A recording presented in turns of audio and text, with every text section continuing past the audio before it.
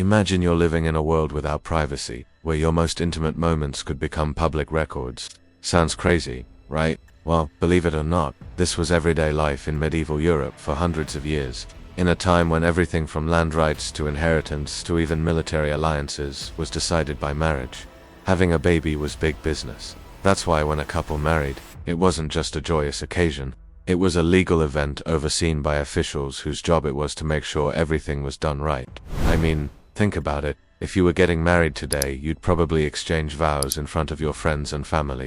Maybe you'd have a small ceremony or a big bash afterwards. But in the Middle Ages, the first night of your wedding could be a semi-public event with prayers. Witnesses, and even medical experts on hand too, will inspect the newlyweds. Yep, you heard that right. In some cases, doctors or midwives were present to examine the bride and ensure that she was a virgin. And I know that sounds shocking now, but back then it was common practice, and it wasn't just to satisfy the bride's family's curiosity, it was to protect the interests of the entire community, you see. Back then, a woman's virginity was more than just a personal attribute. It was a legal and economic asset. If she wasn't a virgin, she could be denied property rights, be forced into unwanted marriages, and even be put to death. And I know that sounds extreme, but in a world where women had few rights, they needed to be extremely careful about their reputations. But these public displays of medical examination weren't limited to the bedroom. Doctors and midwives were also called upon to examine young girls as part of a legal process called the trial of the nose. Basically, if a woman wasn't a virgin, she could take her case to court and prove it by sniffing her up to make sure she wasn't, soiled. It was a bizarre system, but it was one that relied on the expertise of medical professionals to uphold the social order. And it wasn't just women who were under scrutiny. Men's sexual practices were also monitored, though usually behind closed doors. The bedroom wasn't the only place where privacy was non-existent. In fact, the entire community had a vested interest in keeping tabs on everyone's business. After all, in a world where reputation was currency, a single scandal could ruin a person's life. So if you think we live in a world today where privacy is overrated, just be glad you're not stuck in the Middle Ages, where everything from your sex life to your virginity to your very identity could be called into question at any moment. And if you've enjoyed this journey into the past, stay tuned for more. We've got all kinds of historical tales that are sure to leave you saying, well, I'll never. What if your wedding night was a state-sponsored orgy? Welcome to my channel. Today we're going to find out why medieval courts ruled that a wedding night had to include a medical professional. So imagine standing in that chamber. The walls are cold stone. The windows are narrow slits that let in only a pale light. Before you stand rows of benches, not filled with curious onlookers, but with men and women who believe they are safeguarding the moral and social fabric of their world. Their eyes are on you, the accused man who stands before them. Not accused of theft or murder, but of failing in the most private of duties. Your entire future rests on their verdict, and yet the decision will be shaped not by compassion or even your protestations, but by legal necessity. The record keepers are ready, their quills are sharpened. Every gesture, every word will be inscribed as evidence for posterity. What for us is unthinkable was, for them, an accepted part of justice. The examinations weren't merely symbolic, they were methodical. Selected midwives or physicians, sometimes both, were charged with determining your capability. To them, this was not scandalous, it was civic duty. They believed their observations preserved truth and prevented fraud. And fraud it was, because families pressed for these procedures. Wealth, dowries, and inheritances all depended on the outcome. If a union could not produce heirs, lands might revert to another branch. Alliances might collapse, and entire communities might face uncertainty. One person's humiliation was, in the eyes of the court, the community's insurance policy. This climate produced stories that feel haunting even now. In one case, a man endured repeated investigations because his wife insisted on more proof. Each time the ordeal became heavier, not because of what was done, but because of the pressure to succeed under watchful eyes. For another, anxiety alone could ruin reputations. Failure was not always physical, it was psychological, compounded by the awareness that one's most personal abilities were being judged as though they were property deeds. On that night, the bride and groom would lie in separate beds under the watchful eyes of up to 8 attendants, 4 on each side. It was a bizarre form of co-ed sleepover, a strange mixture of voyeurism and gynecology. The room was dimly lit, the better to observe, we're told, for any sign of frigidity or impotent. On the woman, a sheet was placed only at the last moment, For the sake of decorum, we're told, but also, we can infer, to preserve the evidence. Both bride and groom dressed quickly, too quickly, lest modesty get in the way of observation. Then they retired to bed. In the morning, the attendants would emerge to declare the results. Phrases like, entered the bed with great desire or did all in her power to resist, were not mere lurid gossip. They were stakes in a game where fortunes were won or lost. Families on both sides would sit anxiously, knowing that their words might ruin or redeem their children's prospects. It was not uncommon for women to plead for annulment after such nights, claiming illness or alleging that they had been given drugs or alcohol to lower their inhibitions.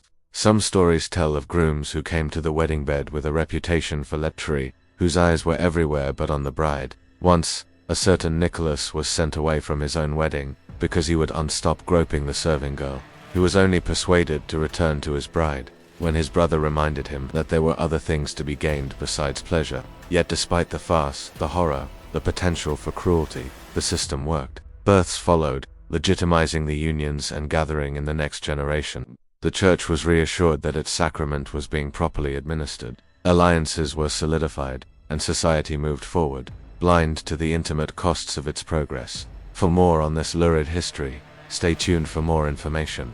Imagine you're at a wedding, the kind where the bride is wearing white and the groom is dashing and charming, and all the guests are there to celebrate the joining of two families.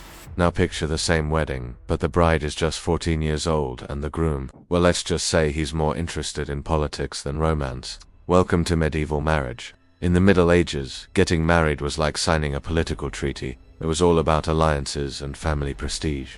And to make sure everything went according to plan, there were, witnesses to the wedding night. Yes, you heard that right. In the privacy of their chambers, while the bride and groom are trying to consummate their marriage, there would be other people present. It was not unusual for family members or even government officials to be present on the wedding night too. I verify that the bride and groom had, done the deed. After all, in a time when women's rights were, well, non-existent, it was important to make sure that the bride was actually a virgin before the wedding. And once they were married, it was important to confirm that the union was fruitful. So how did this work, exactly? Well, after the ceremony, the curtains would be drawn and the witnesses would wait outside the bedroom while the bride and groom took care of business. Once they were done, the bride would be considered officially a wife and the union would be considered complete. Of course, this whole thing was a huge ordeal. There were prayers, rituals, and even special gifts given to the couple to encourage them to, get busy. And the whole thing was repeated the next morning with the added pressure of having to show the sheets to assembled guests. But not everyone was comfortable with this, public display of affection. Some couples managed to keep their wedding night, relatively private, but that was more the exception than the rule. For most people, their wedding night was a spectacle, a public event full of, awkwardness and pressure. And it wasn't just the bride and groom who had to put on a show. The guests also played an important role. They would shower the couple with gifts and then wait expectantly while the bride and groom did their thing. It was not uncommon for guests to linger in the courtyard or outside the bedroom, listening intently for sounds that would indicate that the union was complete. And when the morning came and the couple emerged from the bedroom, they would be met with congratulations or maybe even gurs if the previous night's activities were too noisy. Yes, believe it or not, things were a lot different back then. No one really knows what goes on in the bedroom, but in the Middle Ages, everyone wanted to find out. The most intimate moments of our lives are usually kept private, hidden away in the chambers of our homes. But imagine if someone were to barge into your bedroom, interrupt your most private moments, and stick their instruments in places they don't belong. Sounds creepy, right? Well, in the medieval world, this wasn't just a possibility, it was a medical practice. Theology and medicine were intertwined in peculiar ways back then. Religious leaders weren't just spiritual guides, they were also influential figures in the medical field. And their brand of medicine was all about exposing every crevice of the body, both literally and figuratively. Today, we're going to delve into this bizarre fusion of religion and medicine, uncovering the curious practices that were once considered healing. Picture this. A woman walks into a doctor's office, or rather a church, because that's where medical examinations took place back in the day. She's seeking help for her ailments, hoping for a cure. But what she doesn't anticipate is the treatment she received. The doctor, a man of God, decides to examine her, not just to find the source of her physical pain, but also to investigate her past. He wants to know about her sexual history, her menstrual cycles, and even the intimate details of her marital life. These weren't casual inquiries. They were part of a system where medical diagnosis was heavily influenced by religious beliefs. Doctors believed that illnesses were often the result of sins, and they saw their role as healers as a way to guide their patients towards confessing their sins. So while today we might find this intrusion shocking, in the medieval world, it was common practice. Medical examinations were public events, happening in the town square or during church services, with everyone, including children, watching intently. Privacy was non-existent. Women had no say in their medical examinations, and doctors, driven by a mix of faith and curiosity, were eager to dig deep into every aspect of a patient's life, believing they were not just treating illnesses, but also souls. It was a time when the boundaries between theology, medicine, and personal privacy were blurred beyond recognition. Medicine wasn't just about healing the body, it was about healing the soul, whether the patient liked it or not. What's worse, women bore the brunt of this intrusive medicine. Menstruation, pregnancy, virginity, all were scrutinized and discussed in public, leaving little room for modesty or privacy. So what's the takeaway for us today? This journey through medieval medicine should make us realize how far we've come in terms of privacy and bodily autonomy. It also shows how deeply entwined religion and medicine were in shaping the social norms of the time. Ultimately, it's a reminder that history, when studied closely, can reveal aspects of the past that are not just informative, but also deeply unsettling. Did you know that during the Middle Ages, doctors used to prescribe love potions? Back then, physicians were taught in universities, and they pored over ancient texts by Roman and Greek thinkers like Hippocrates and Galen. They believed that a happy marriage was important, not just for the couple, but for the health of society. You see, they thought that if the husband and wife weren't getting along, it could cause all sorts of problems, from fevers to stomach issues, and even mental illness. So they came up with all sorts of ways to bring balance back to the relationship. They might suggest that the couple try having sex during certain times of the month, like when the moon was full, or they might recommend that they use special oils or foods to help balance out their body's humors, which were thought to influence things like their mood and energy levels. It sounds pretty strange, right? But to these medieval doctors, it was a very serious business. They were trying to help couples do their duty to have children and carry on their bloodlines, and they believed that a harmonious marriage was key to doing that. There were also midwives who would help women give birth. They didn't just deliver babies, they also gave advice on how to prevent pregnancy if the couple didn't want a baby. But since there was no real understanding of contraception back then, these methods were often unreliable and sometimes dangerous. Despite the risks, people were desperate for solutions. Women and men alike tried everything from herbal concoctions to exotic powders and special devices to keep from getting pregnant. And then there were the love potions. These were usually drinks or ointments that were supposed to make someone fall in love with you. Sometimes they contained ingredients like rose petals or cinnamon, while other times they had more unusual things like the ashes of a dead animal. While some of these love charms might have been harmless, others could be downright dangerous. But people were willing to take the risk because they wanted to believe that they could control who they loved. It might be hard to understand why people put up with this sort of thing, but remember that back then, society was very different.